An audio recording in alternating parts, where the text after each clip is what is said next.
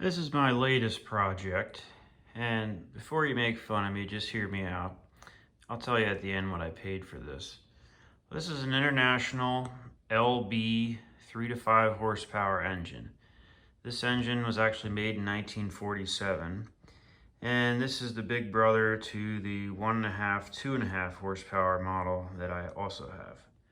I've been looking for one of these for quite a while, and they certainly seem to go for anywhere from 600 bucks to 1,000 for a nice running one.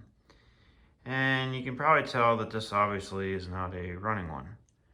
There's quite a few things wrong with it, but I do think it has some good things going for it. So the story I got behind this is that it belonged to a man.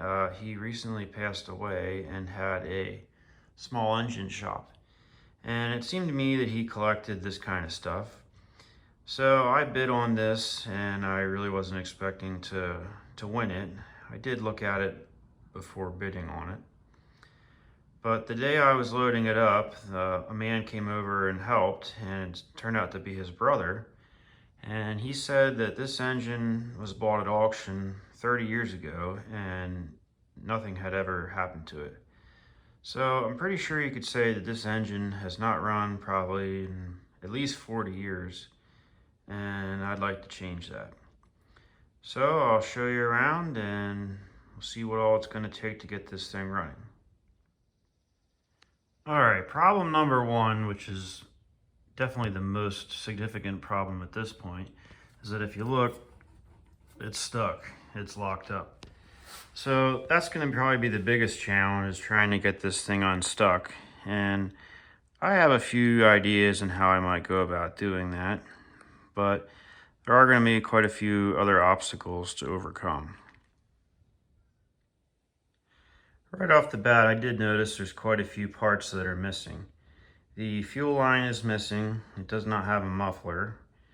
There is no spark plug in it, and there's something going on with the magneto. There's no spark plug wire. So when I was looking at this, it seemed like all the main components are there, and it is a bit of a gamble until I open it up and make sure there's nothing major missing. Like the fuel tank, I'm not too worried about, like the muffler, that kind of stuff's minor.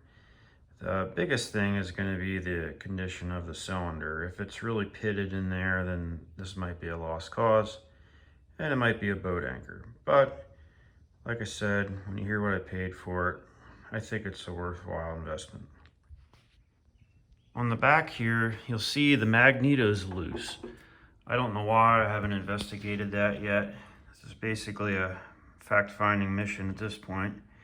And probably the first thing I'm going to end up doing is trying to take off these two pulleys, and then I can get on the inside and take a look. At least the magneto is there. It appears to be complete. I just don't know why those bolts would be loose. I don't know if someone had it off to try and maybe bar the engine over, which is kind of scary because I'm pretty sure that that pulley there rides off the camshaft, not the crank. So, well, that's something we'll have to see when we get inside of it. Behind the cover here, another interesting fact is that this push rod on this side is not connected. I don't know why. And also, if you look at the rocker arms, there's something going on here on the side with the shaft there. So I'm assuming all this is probably stuck and is going to have to come apart. And I'm eventually going to be taking the head off as well, obviously, to be able to check the cylinder out. The push rod doesn't seem to be bent at all or anything. So I think at least that's in my favor.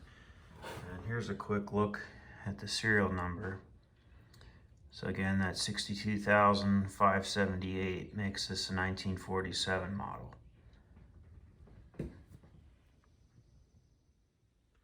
So the only things I've done to this so far is I cleaned out the water hopper, got all the mouse house out of there, and cleaned all the scale out.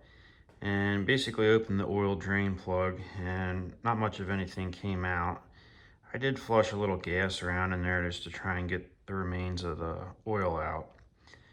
So like I said, I'm going to try and remove the flywheel and the pulley. And I don't know why this flywheel seems like it's not quite on right. I mean, the bolt is back there. I mean, that might be in my favor to get it off. But that's probably going to be the first step. So I ended up paying, it was like $35 out the door for this. So this thing weighs like 300 pounds, and if I really wanted to and had to get my money back, I could probably scrap it and sell the magneto and break even. Hopefully it doesn't come to that, because I really like to get this thing running again.